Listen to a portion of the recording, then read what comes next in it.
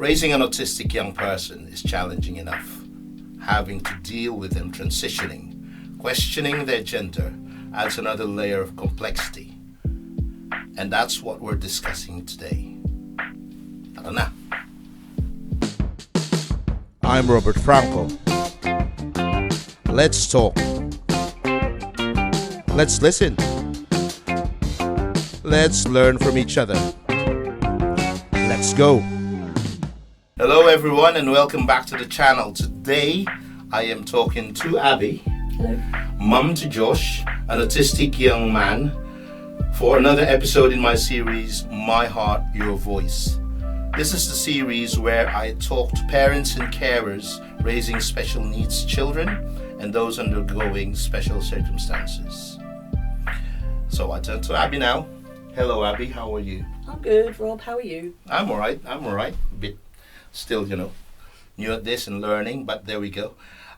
So I suppose apart from the obvious, you being here, your mum to someone on the spectrum, can you tell me a little bit about yourself?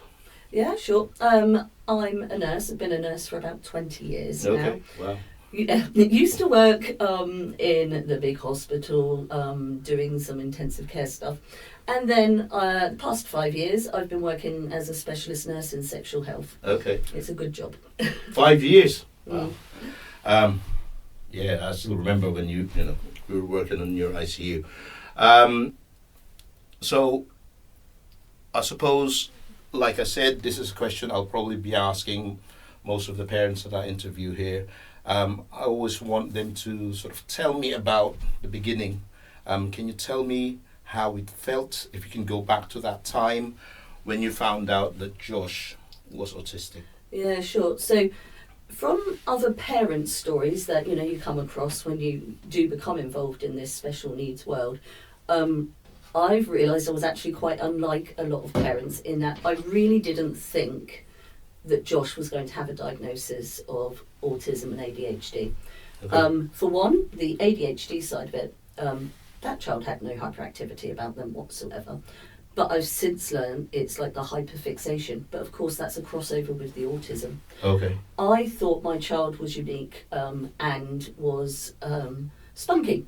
Spunk. They didn't give in to peer pressure. They were happy to do their own thing, and I was really proud of him for being like that, because I saw the way that peer pressure affects other children. So Josh was 8 when he was diagnosed. The process had been that the school had identified some behaviours they were concerned about. We then got referred to CAMHS, and it was, I went along with the process because I thought you don't want to look like one of those parents who's in denial or who doesn't want to cooperate. Yeah. So I cooperated. And they, at the end of the assessment and everything else, they told me the result and gave him the diagnosis of autism and ADHD. Prior to that, they'd given me this long list of, I suppose, symptoms or, like things that affect autistic people, ways that you can identify autism. And he ticked every box apart from one. So which was? I can't remember. Okay. But I just remember reading it and thinking, oh, he is autistic, actually. So by the time they gave me the diagnosis, he was, to me, it had become like, oh, actually, yes, he is autistic. So that was the start of that journey. How did you feel? What can you remember? The exact? So I don't necessarily remember the exact emotions because it felt like it was a bit slow motion. Right. I felt like I was expecting the diagnosis. They handed me a box of tissues. They thought I was going to cry, I guess. I didn't need this box of tissues, but I did have a colleague and friend come along with me. Who needed the box of tissues? Yeah, they did. Yeah. Okay. But I felt resigned to it by that point. I didn't feel like this was devastating immediately. It was a few weeks, few weeks, maybe months down the line that I started to think about the wider implications. Right. Because at the time I was just living in the moment. I loved my child. He was funny. He is funny. He's, like a great kid. And at the time I just thought, well, so what? It's just a label. Mm-hmm. As time has gone on, I've realised that label was very helpful because it's It opened doors. Yeah, it's opened doors, but not too many. To be honest, you don't get a lot of support. But what it did do for me is it made me think about his behaviours and what he was trying to express. Right. Because their behaviours are, some people look at them and say it's a tantrum, but we know with our children it's actually a meltdown because they're overstimulated. Yeah. And once I learned more about those things, about what they're trying to express with those particular behaviours, that was when I felt that actually this diagnosis is really useful because it's meant that I can learn the language of my son. Yeah. That's good. That's very, very insightful. So, I suppose, were you in a relationship at the time? Were you with his dad? No, me and his father had split up when he was a very small baby, a couple of months old, to do with lots of different things. His father was involved, in looking after both him and his brother.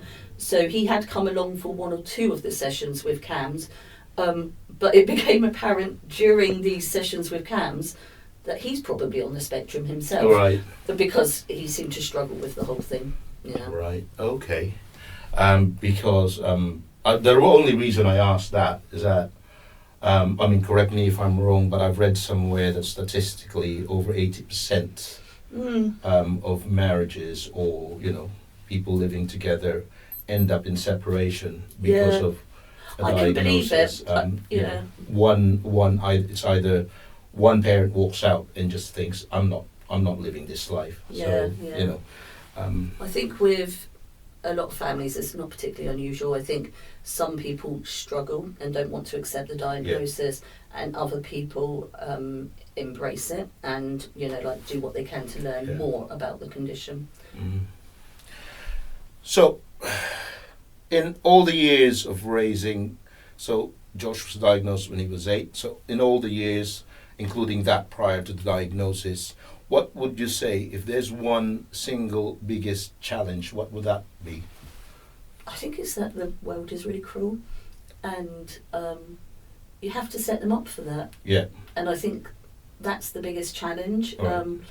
I think now that Josh is older, we've gotten to a stage where he's got insight. He knows what he can and cannot cope with. He knows that there's things that he needs to do differently to other people in order for him to they call it masking, don't they, for him to be able to mask to the wider world. And I would say the biggest challenge was when I realised how cruel the world could be to these kids, because you would see, like, I'd pick him up from school and you would see people making snide remarks, parents, children, the staring, the sneering. It was really unpleasant, and I was really grateful for a very long time that he didn't seem bothered by it. But the day it happened, the day he realised that he was different and the world didn't see that as a good thing, broke my heart. That was and he was about 15 by that point, but that was where I thought, the world's horrible, I hate people, so. I can certainly relate to that, but I will potentially, balance that with, but I also know that there are people that, are kind and, are willing to accept. I mean, it's very hard.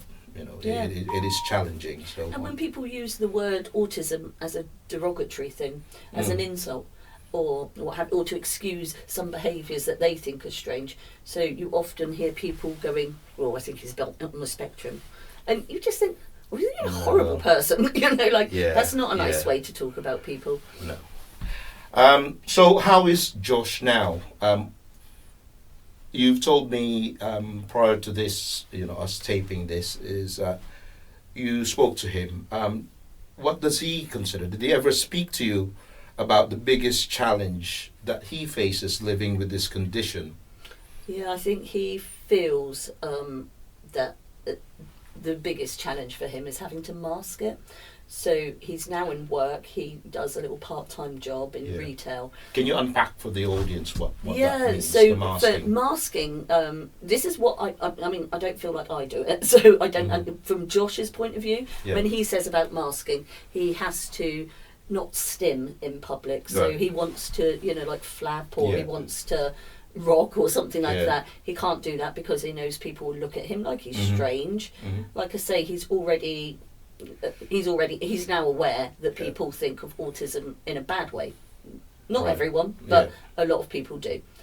So he can't do a lot of the things that he wants to do to soothe him, himself. It's when he comes home that he can then handle things, because he can go into his room and what would be the word? The way that he wants to relax, he needs some quiet time. I know that when he comes in from work, I need to just say, hello, you all right? Do you want dinner? And then that's that. I can't I can't try and have a conversation with him, because he will get exceptionally stressed by it. Right. When he's out and about in the town and things like that, he knows that he has to plan the route that he's going to take. He doesn't go out socialising, you know. But if he wanted to go to town to go to the shop or something, he would have to plan very carefully what he was doing. The route, the exit. Okay.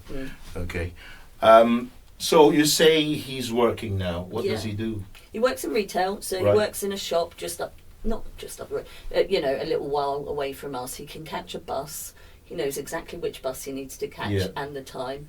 So I think he's really proud of himself for having done that. And I bet you are as well. I am, I never thought that would happen, to be honest. I thought, I don't think he'll cope with that. But the people he works with, I think, are probably really kind, nice people. Met a few of them, they seem really kind people, but he hasn't disclosed much about himself to these people. So they don't know that he's autistic. If they're watching now, they'll know now. They'll know now. I don't think he sees it as necessarily something he has to tell people. No. He thinks that it's kind of obvious, but he doesn't go out of his way to tell people, oh, by the way, I'm autistic. Yeah, okay. Okay, that's interesting. So, we can't talk about... To sort of go back to that, I think it's that he now doesn't mind people thinking of him as weird. Okay. Because he knows that people think he's weird. Yeah. But he doesn't, that doesn't bother him. embrace your weird. Yeah. That's what I would say. He doesn't care. Embrace your weird. Yeah. So we can't talk about Josh without talking about his transitioning. Yeah. His questioning the gender that he was born with. Yeah. And that is challenging enough. Exceptionally. Couple that with autism.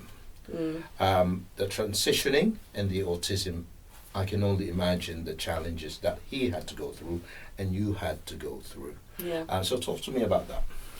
I think I thought I do feel that was harder to deal with than the autism diagnosis.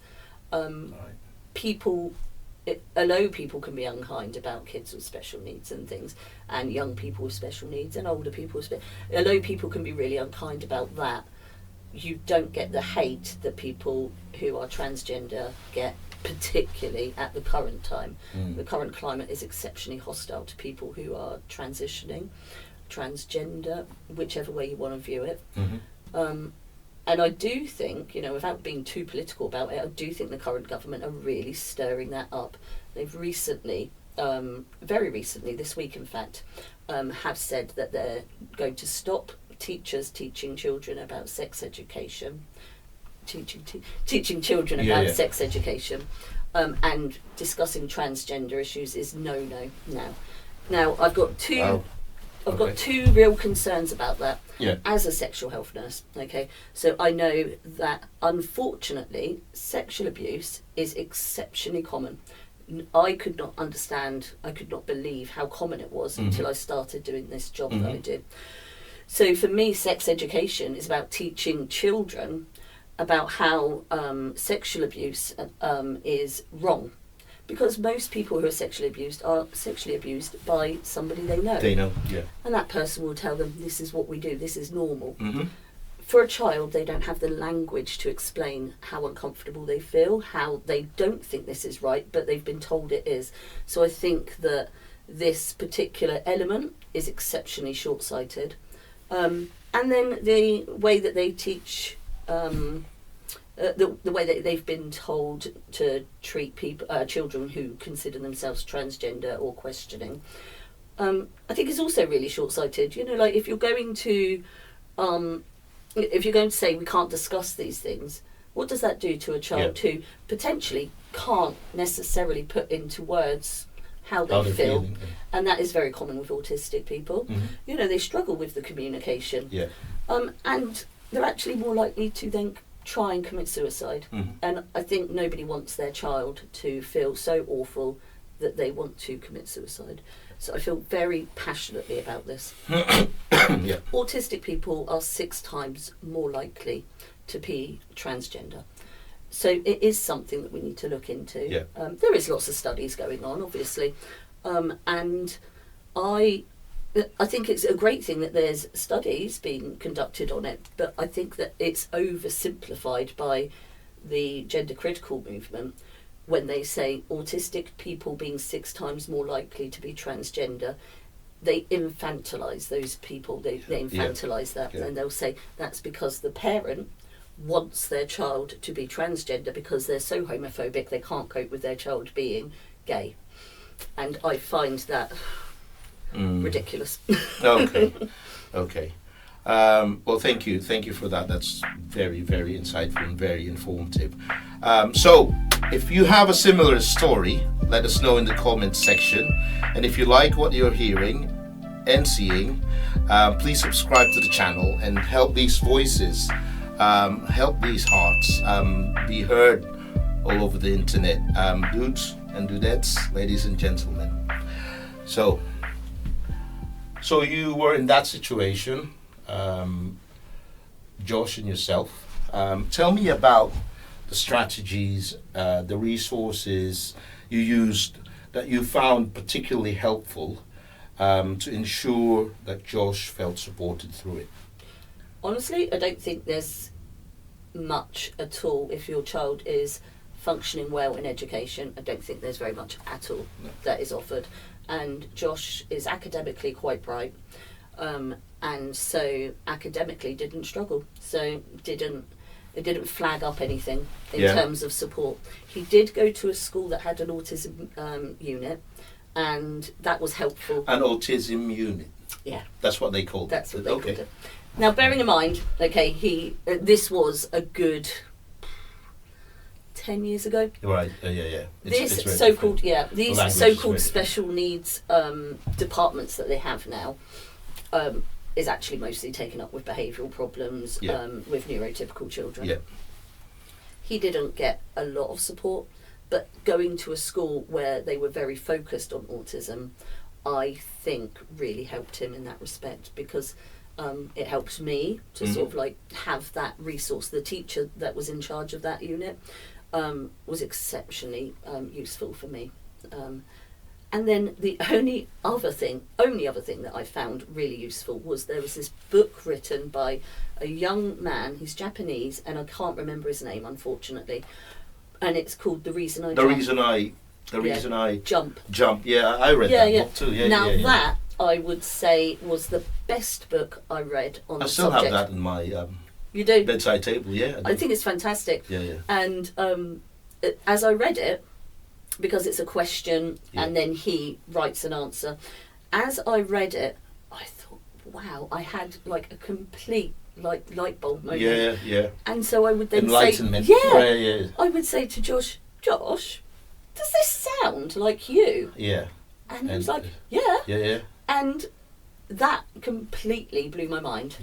In that, although they, Josh and this author function very differently. Actually, Josh felt this author had put into words exactly what he was feeling and how he couldn't. Through. And it was just absolutely, life changing. So that's a book. What's the name? The Reason I Jump. I can't remember the author, but it's a book that we both read. There you go. That's free Yeah, and publicity he's for on that book. Twitter/X. This Yeah. particular young man as well. Yeah. And he's still like available to answer questions and things. He's fantastic. Yeah, excellent. So you talked about the school. You talked about, you didn't feel there was much support. Were there societal or institutional roadblocks that you had to navigate because of this? Yeah. Not because of the autism, but because of the gender transition. So that has been difficult. He didn't actually come out until he was 18. Right. And so access support from the GP. The GP is a wonderful, wonderful lady. Would love to be more supportive, but she doesn't have any expertise in that particular area because it's not that common actually, despite what people will tell you. And oddly enough, she deferred back to me. She said, "Well, your mum's a specialist nurse in sexual health. She probably knows more than I do." And I thought, only in regards to the sex. I don't know anymore. Because being transgender isn't about sex. It's So I feel like there wasn't a lot of support in that regard. The challenges I think for Josh will continue throughout his life. The waiting list to be seen at the clinics is years long, absolutely years. I mean, he was referred at 18 and he's now 23. Right. So, there's no chance. I think a lot of the services are years long. Yes, they are. waiting. That's in the NHS. Yeah. We have gone private for his care, and we're very fortunate in that we can afford to do that. Yeah. It's not cheap at all. And a lot of parents can't afford that. No, even in not. this country now, No, where no. I think comparatively to other countries in the world, and this is not a slight on their system, but it's just the way it is. You do, while it's not perfect, I feel that it's still, a good place to bring up children with special needs. Yeah. So, talked about Josh's autism and his transition. What has been his biggest achievement so far? Something that made you beam with pride? There was a couple of things. I think the getting into work and I saw how that gave him a lot of confidence. Yeah. Exceptionally and purpose, proud. I imagine. I'm just exceptionally proud of practically everything to do with him now. I always thought he was going to struggle. I always thought that this world was not going to be a kind place for him to live. But actually he's grown in his confidence, and to see that is really wonderful. I would say very recently the thing that made me think he'll be all right was we went to America, we went to Oregon, Right. And we went to Portland in Oregon. So they've got a fantastic transport system, public transport, which is very unusual in America, as you know. But Can't speak for America. not the whole of America, but they don't really have, they don't access trains and buses very frequently, do they? And they're not ideal. They can't. And everything's so big, you need to have a vehicle to access anything. But we were over there, and he worked out for me which buses and trains we needed to use. Okay. And that I'm beaming, because I thought, wow, he really, because a few years ago we had gone to London on the tube and he'd had a meltdown because he'd gotten confused about where we were. He didn't understand, like when you tap How on. long ago was this? That was only about, it was before COVID. Okay. I mean, everything's before COVID or after COVID, isn't it? Everything It was just, it was just before we went into lockdown, actually. Yeah, I remember it now, because yes, we did go into lockdown not long after that happened. So, he'd had a complete meltdown because he tried to tap on, and the barrier wouldn't lift, and I'd already gone through. Okay. Oh, it was awful, really awful. But now he navigated that. Portland transport system. So that's pretty good. And that sort of gave you the confidence, he'll be alright. Yeah, he'll be fine. He knows he needs to plan his routes. He needs to know which numbers he's going to catch, which numbers he could potentially catch, where they're going to stop, how he's going to get from A to B, basically. He knows he needs to do that. If things go wrong, that does throw him. But funnily enough, with public transport, I mean, trains is a different matter, but with like buses and things, they tend to, if you're in a city, they tend to be quite good. And so I think he's realised that even if things didn't go well, he's got a backup plan. Because that's something, again, we discussed prior to us taping, is that that's always a worry in your head. Are they going to be okay when I'm gone, when I go? And I think that for you is that moment. Okay. I mean, I recently came back from a holiday myself, and I had left the kids, the boys, in the house, and I know that Josh cannot make food for himself. Right. Not anything nutritious in the slightest. Yeah. And he often forgets to eat. Yeah. So forgets he needs to eat. Yeah, he needs to be reminded. This is your lunch. This is your dinner. Okay. But my older son does a good job of looking after him. So he still he still needs a bit of he still needs input in some areas, but in others he's good. Excellent. That's good to know. That's good to hear, and very reassuring. So another question that I see myself asking, probably most, if not all, the parents that come to agree to talk to me, is if there's one nugget of wisdom, all these years of you raising Josh alongside another child, Obs. What can you give those that find themselves in a similar situation? What would that nugget of wisdom be, that piece of advice? I would and do say, learn as much as you can and accept that you're going to have to learn a different language in order to communicate with your child, and for them to be able to communicate to you, because actually I think that's the most important thing. It is like learning a new language, a new skill, what have you. If you don't put the effort in to learn that meltdowns are, a symptom of something, the stimming is a symptom of something that's going on with your kid, if you don't learn that, you will be frustrated by them. Yeah. Once you understand more about how people with autism communicate, you actually make life easier for yourself. Because you don't stress out about it. You just got to plan something. Yeah. Let them know the plan. And let them know what will happen if the plan doesn't quite go as it should. That way they feel secure with you, that they know you can deal with the situation.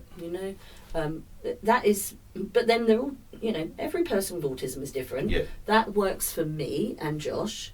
I don't know if that will work for everybody else. Oh, I'm pretty sure that there will be those that will go, okay. Yeah. So we're all different, aren't we? Learn their language. That's good. That's quite profound. Excellent, Abby. It's very good. Very good to talk to you. And that concludes another episode in this series, My Heart, Your Voice. Thank you very much, Abby. It was very kind of you to agree to talk to me and the audience, and just sharing your story to the world, sharing Josh's story, your journey. And if you haven't yet, please click on that subscribe button and join us in these conversations. And see you in the next video. See you soon.